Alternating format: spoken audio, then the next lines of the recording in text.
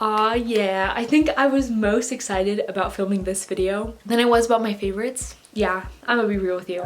I'm so excited about this video. All right, let's get into it. Hello everybody, I'm Kat, and today I'm going to be discussing with you my most disappointing reads of 2019. I really hope that this video gets more views than my favorites. That would mean so much to me. Like, even if it's just one more view.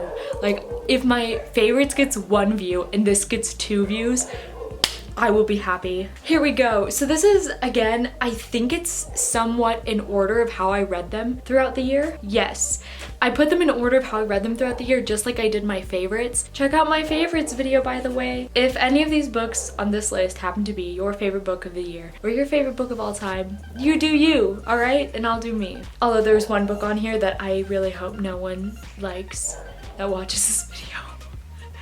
Okay, anyways, so the first book on this list is Queen of Air and Darkness by Cassandra Clare. I have a whole like 15-minute review talking about everything I felt reading this book, including everything I hated. So check that out if you want to see the details. This was definitely a letdown. I think it was a letdown for a lot of people. I think it's safe to say that. I think it was really, really highly anticipated and it just didn't hit the mark that we all wanted it to, especially with Lady Midnight and Lord of Shadows preceding it. It's kind of hard to write a conclusion when you've written Lord of Shadows. It's fine. Everything's fine. This is actually, I think, my highest rated disappointment because I think I gave it 4 stars, which I do feel the same way now. Maybe 3.5, I don't know. Okay, so this next book I actually don't have with me is Salmon Elsas Last, Hurrah by Rachel Kahn and David Levithan. This book follows Sam and Elsa as they decide to throw their last major dinner party of their high school career. And you're probably thinking about my summary thinking, man, she doesn't know how to summarize. And if you watch my favorites video, you're probably thinking, she doesn't know how to summarize. But that's literally the whole plot of the book. This book really suffered from being inconsistent because every time I picked it up,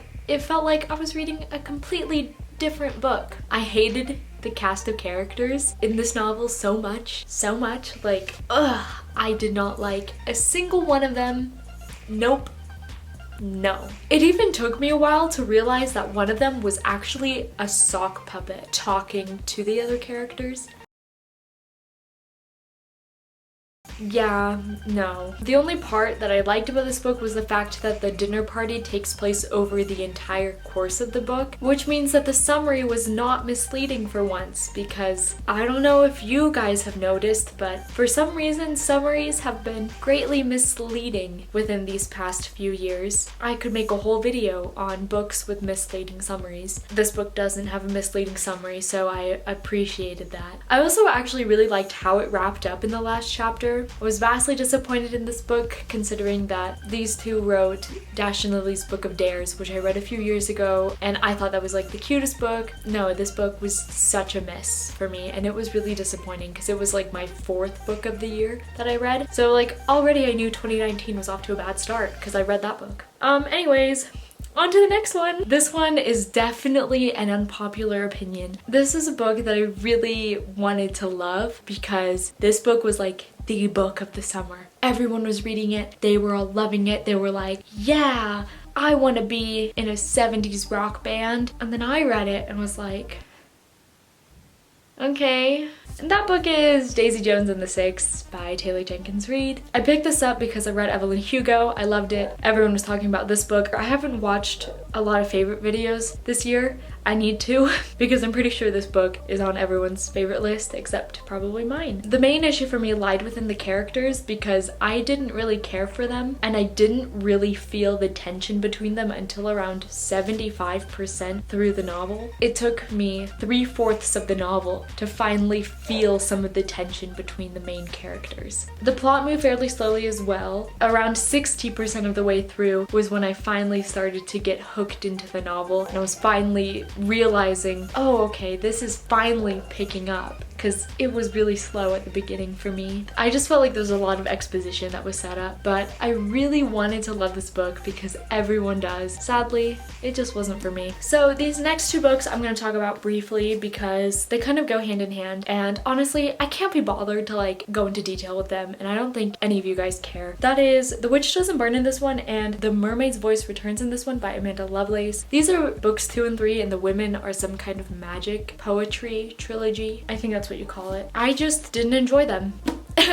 That's it. Next, I have here a book that I still can't believe I forced myself to read, and it's a book that I think it's the only book on this list that I'm not too worried about getting. Oh wait, it has a huge following, never mind. I actually forced myself to read this because the movie was coming out and I thought it would be funny if I read the book and then saw the movie. That's After by Anna Todd. Well, you can't see my sweatshirt, but I'm a fan of Mr. Styles, and I do know that the origins of the story were fan fiction about him, and I think about that at least once a day. I went on a rant about this book in one of my 2019 wrap-ups, so I don't want to repeat that here. This is the first book I didn't give a rating to. I chose to do that because I knew going into it I wasn't gonna like it, and I was reading it to kind of mock it and make fun of it. If you want to check out my Goodreads review, you can. Links are down below. The next book on this list is one that I'm also kind of sad to add on here, but at the same time, I just didn't like this book. That's We Were Liars by E. Lockhart. Reading this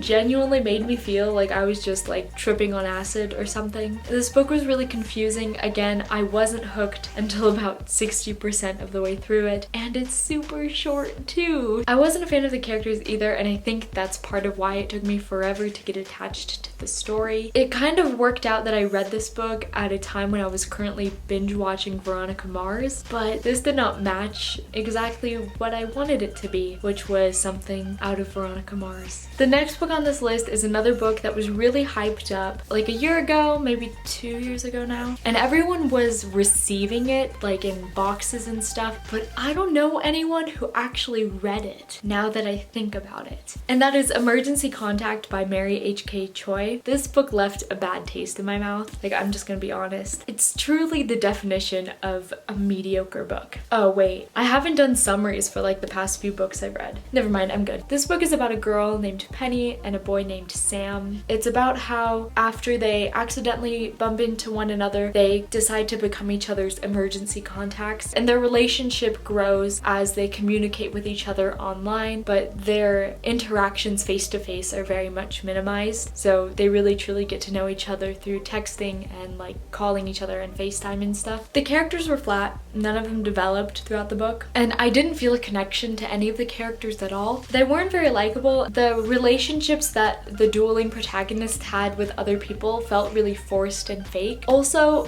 the parental relationships in this novel really annoyed me. It left a bad taste in my mouth, like I said before. The plot was excruciatingly slow. Our main characters don't really get together until there's like 30 pages left of the book, and I was like, hello? You're gonna make me wait through, you know, a decently sized book for them to get together with only 30 pages left. The writing was really weird to me. It felt like the author had a tab open with the thesaurus and she was looking up synonyms to plug in because there were words that didn't fit at certain moments, and the word choice really felt awkward at times. Like, it was really weird. And then we won't even really touch upon the fact that Sam has a foot fetish that's never explained. I don't know what was up with that, but it was a thing, and it made me uncomfortable. This book just suffers from being mediocre because the premise was really cute, but the execution just wasn't there. And the last book on this list, which is one of the more controversial ones, I think, and this was another one that I actually really wanted to love, but I just couldn't, and that is Carry On by Rainbow Rowell. The magic system was confusing. I liked the comedic twist on the spells, but I just couldn't wrap my brain around the magic system. I just didn't know what was going on. I'm gonna take a moment and just say I did not like any of the characters except for Simon and Baz, and there were definitely moments when I debated skipping chapters those until it got to a Simon and or Baz chapter because I disliked them so much. I'm slowly coming to the conclusion that Rainbow Rowell's books just are not really it for me. Her stuff I usually end up giving like a middle of the road rating to because her stuff has never really stood out to me as a favorite. I think I will be picking up Wayward Son because I'm excited to see where she takes it, but for now it is what it is. Alright, and those are my most disappointing books of 2019. If any of these books are one of your favorites, I don't mean to offend you, they just weren't it for me. Or in the case of After, I don't think anyone should read that book. And that is it for this video. If you like it, give it a thumbs up. You can subscribe to my channel. I try and post videos on Thursdays, but sometimes I get busy and then I disappear for like half a year. So it's fine. I'll see you in the next one. Bye!